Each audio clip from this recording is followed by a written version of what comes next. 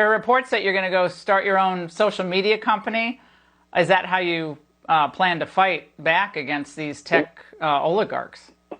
Well, in my case, I have a lot of options because we have 200 million plus followers. We had 36 million just on POTUS. We had 90 million on the different lines. We're tremendously big on Facebook, so we're way over 200 million. And I have a lot of options, but what I'm doing now, I almost like it better. I think I do like it better. I'm getting to a point where we're issuing press releases. We're no longer constrained by a certain number of characters. We're no longer put under, the magnifying glass. And frankly, you do it less and you can do it better. So I put out statements now from the office of, and the statements are picked up by everybody. I mean, it actually works better. Now, with that being said, we may open up our own platform, but the putting out of statements, putting out almost you could call them a press release when I have something to say, to talk to a lot of people, it gets to everybody. It gets to everybody on Twitter. It gets to everybody on Facebook. It gets to everybody. It's been very effective. Do you feel like you have a lot more time on your hands without being on Twitter so much? I mean, when I stopped doing Twitter, do. Yeah, you do. Actually, okay. I do. It's very true. And I don't have to be so careful with every word. If I put a comma in the wrong place, it becomes like he doesn't know proper English. You have no idea. You have much more time.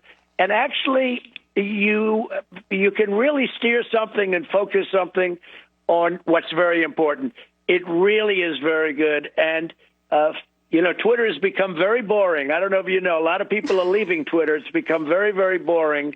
And I've heard it from so many different people. So we're off, and a lot of other people are off, and a lot of people are just leaving. It's become a very boring deal. Well, moving forward, I have to ask you about this embarrassing meeting between Biden officials and the Chinese delegation. We all remember your first meeting with the Chinese officials, including President Xi, but China ends up delivering this major rebuke to the United States to our faces, essentially saying that we have no standing to lecture them because of our own issues of racism that have been perpetually parroted by Democrats. Did the Chinese ever lecture you or your people about America's racism problem? We never had anything like that happen. That was an embarrassment. That was an absolute embarrassment to our country.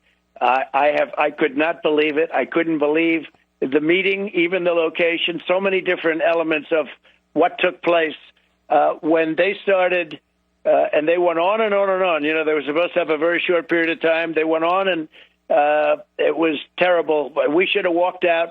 Nobody ever talked to my group that way. Nobody ever talked to me that way. I can tell you that. And if they did, I would have doubled up the tariffs, which frankly were something we probably should have done anyway. But I took in billions and billions of dollars from China. We were bringing businesses back. It was really going well, and China respected us. They never spoke to us the way they spoke to this administration. I'm sorry to interrupt, but would you have had Mnuchin, your Treasury Secretary, and your trade rep, Bob Lighthizer, would you have instructed them to walk out of that meeting if on American soil you were talked to like that?